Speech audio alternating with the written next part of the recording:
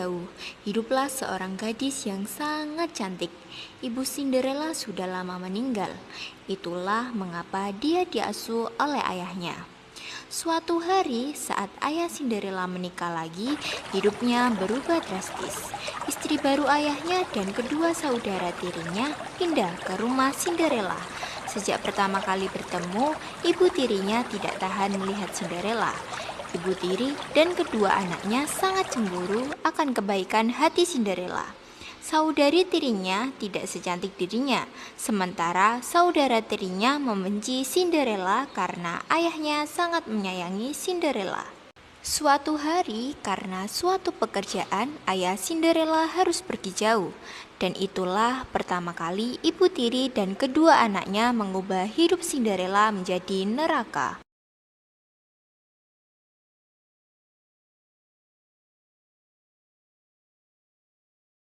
Saat Cinderella berada di taman, berbicara dengan burung kesayangannya, ibu tiri mendekatinya. Mulai hari ini, kau tinggal di loteng. Semua pekerjaan berat kau yang harus mengerjakannya. Tetapi Cinderella tidak tahu harus bilang apa. Dengan tak berdaya, dia melakukan apa yang diperintahkan ibu tirinya. Dia mengemasi barang dan pindah ke loteng.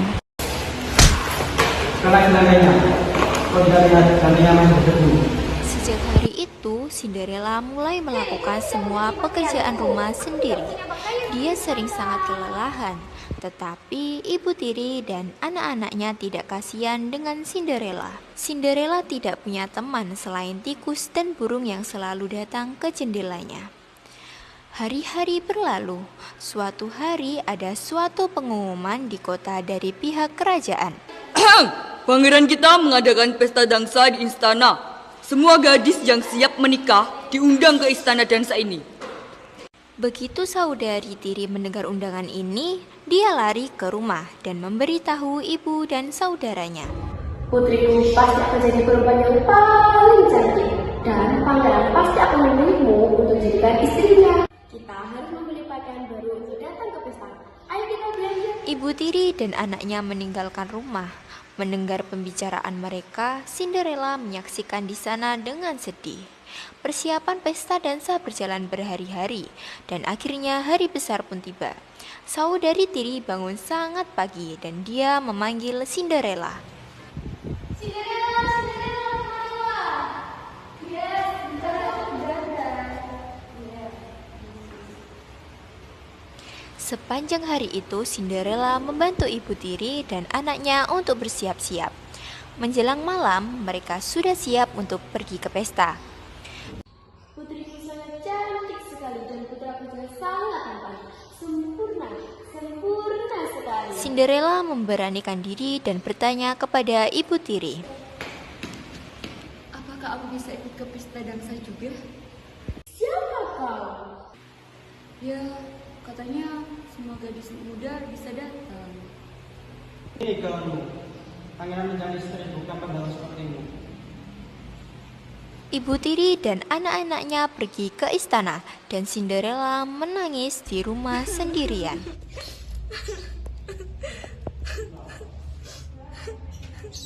Tepat saat itu muncul cahaya yang menyilaukan. Awalnya Cinderella tidak mengerti apa itu. Lalu tiba-tiba muncul peri di tengah-tengah cahaya. Cinderellaku yang cantik, kau jangan menangis. Kau juga akan pergi ke pesta dansa.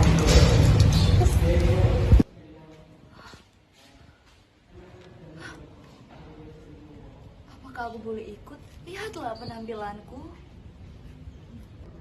Jangan khawatir, aku di sini untuk membantumu. Bawakan aku sebuah labu dan 7 tikus. Cinderella tidak mengerti apa yang diinginkan peri itu, tetapi dia pergi untuk melakukan apa yang diperintahkan peri. Pertama-tama, dia pergi ke dapur dan mengambil sebuah labu, lalu pergi ke loteng untuk memanggil teman-teman tikusnya. Teman-teman, ayo ikutlah denganku. Gimana para Lalu dia kembali menemui peri tadi. Dengan tongkat ajaibnya, peri mengubah labu menjadi kereta kuda, lalu mengubah tikus menjadi kuda dan kusir. Dengan kagum, Cinderella melihat kereta kuda yang disiapkan peri untuknya. Saat tongkat ajaib diarahkan ke Cinderella, gaun lamanya berubah menjadi gaun pesta yang indah, dan sandalnya berubah menjadi sepatu kaca. Apakah aku sudah terlihat seperti putri? Tentu saja sekarang kau sudah siap untuk pergi ke pesta. Tapi jangan lupa, kau harus kembali sebelum jam 12 tepat. Karena pada pukul itu semua akan berubah menjadi semula. Cinderella mendengar perintah peri dengan seksama. Lalu dia naik ke kereta dan pergi ke istana. Kereta indahnya berhenti di depan istana. Saat Cinderella memasuki pintu besar ke ruang dansa, semua mata melihat padanya. Dia terlihat sangat cantik dan elegan. Bahkan ibu tiri dan kedua anaknya tidak bisa berhenti memandang wanita cantik itu. Mereka bahkan tidak bisa mengenali Cinderella. Tiba-tiba pangeran muncul di tangga. Cinderella sangat menonjol di antara semua gadis di pesta dansa. Pangeran jatuh cinta pada pandangan pertama. Dengan dilihat oleh semua orang, pangeran berjalan menuruni tangga dan mendekati Cinderella. Saudari tiri sangat senang karena pangeran datang ke arah mereka. Tapi pangeran melewati mereka dan berhenti di depan Cinderella. Gadis muda yang cantik, bolehlah aku mengajakmu berkeliling di istana. Cinderella mengangguk mengiyakan. Pangeran pun membawa pergi Cinderella dari pesta dan mengajaknya berkeliling istana. Mereka duduk di sebuah taman sambil menatap gemerlap bintang di langit malam. Bintang itu sangat indah seperti dirimu. Itu tidak benar, pangeran. Bahkan bintang-bintang Tentu saja, Cinderella tidak merasakan waktu yang telah berlalu. Pada suatu titik, matanya melihat menara jam besar di tengah kota yang terlihat dari taman. Hampir tengah malam. Tepat saat itu, Cinderella ingat peringatan dari peri. Dengan panik, Cinderella mulai berlari dan meninggalkan pangeran. Saat tiba di tangga istana, salah satu sepatunya terlepas, tetapi dia tidak punya waktu untuk kembali dan mengambilnya. Saat berlari menjauh, jam mulai menunjukkan pukul tengah malam dan semua berubah kembali seperti semula. Saat pangeran keluar mengejar Cinderella, dia melihat sepatu di tangga. Dia kemudian menyuruh para prajurit istana untuk membantunya menemukan pemilik sepatu kaca itu. Hampir mustahil untuk menemukannya, dan meski ditemukan, pangeran tak akan mengenalinya. Pengawal pangeran mengetuk semua pintu rumah di setiap penjuru dan mencari gadis pemilik sepatu kaca. Tetapi sepatu tidak pas di semua kaki gadis di sana. Akhirnya pangeran tiba dengan pengawalnya di rumah Cinderella. Cinderella sangat senang melihat kereta raja di depan rumahnya. Saat dia akan keluar kamar, ibu tirinya muncul di depan pintu. tidak. Sambil tertawa Tolong, jahat, jangan ibu pergi tiri dulu. mengunci pintu Tolong, loteng. pintunya. Mohon, pangeran. Pangeran membiarkan saudari tiri mencoba sepatu, tetapi kekecilan. Mereka mencoba segala cara untuk mencocokkan kaki saudari tiri dengan sepatu kaca, tetapi apapun yang mereka lakukan tidak berhasil. Ibu tiri ada di pintu bersama pangeran. Kenapa datang lain waktu?